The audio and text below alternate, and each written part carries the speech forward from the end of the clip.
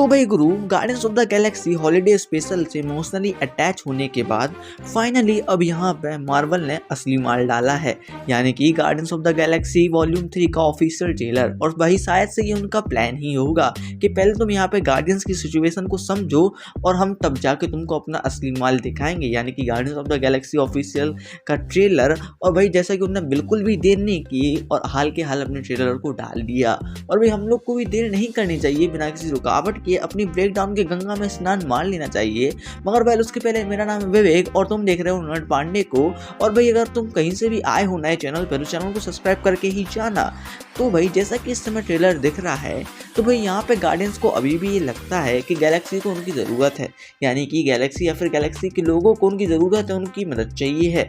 मगर यहाँ पे भाई जो गार्डियंस है उनका बचकानापन अभी भी नहीं गया है, जैसे कि ड्रैक्स या फिर मैंटिस या फिर रॉकेट, इन लोगों का जो बचकानापन है वो अभी भी नहीं गया है। वो अभी भी इधर उधर बच्चों जैसी हरकतें कर रहे हैं। मगर यहाँ पे जो हम लोग का पीटर लॉर्ड है, यानी कि स्टार लॉर्ड है, वो काफ़ी ज़्यादा सीरियस हो गया है। और ये चीज़ तुमको guardians of the Galaxy holiday special में ही पता चल गई होगी। मगर जिस तरीके से ट्रेलर अपने आगे बढ़ता है, वो ये चीज़ भी रिवील कर देता है कि जो ट्रेलर है या फिर जो मूवी है वो काफ़ी ज़्यादा डार्क होने वाली है। और जैसा कि हम लोग की जेम्स गन ने कहा था कि जो guardians of the Galaxy volume 3 है वो हम सबके मन में इमोशनली कुछ छाप छोड़ के जाएगी। और भाई जैसा कि ट्रेलर दिख रहा है आगे जाके, तो भाई मेरा ओपिनियन मानूं तो यहाँ पे रॉकेट या फिर पीटर में से किसी ना किसी की डेथ तो होगी, जिसका इम्पैक्ट यहाँ पे गार्डियंस के ऊपर काफ़ी ज़्यादा पड़ेगा। और मूवी का टोन भी यही सजेस्ट कर रहा है, जहाँ पे जो रॉकेट है वो एक सीन में ये भी कहता है कि बस अब मैं ऑन नहीं भागूंगा। और यहीं से ये चीज़ पता लगती है जैसे कि ये लोग कुछ ज़्यादा ही बड़ा थ्रेट फेस करने वाले हैं अपने आने वाले फ्यूचर में। और भाई यही चीज़ तो मज़ा देती है। और जैसा कि यहाँ पर जेम्स गन ने ही कहा था कि मूवी डार्क होगी, और भाई ट्रेलर भी अलग तरीके से डार्क दिखता है। मगर यहाँ पे गाइस अभी हम लोग किसी चीज़ को सीरियस नहीं ले सकते हैं, क्योंकि हम लोग को जैसा लगता था कि टाइगर वाइटिटी जो डायरेक्टर है वो किसी भी मूवी में डार्क तो ला सकते हैं। मगर भाई वो तो फ्लॉप निकले और उन्होंने हम लोग का दिल तोड़ा, तो भाई किसी पे काफ़ी आसानी से भरोसा नहीं कर सकते हैं।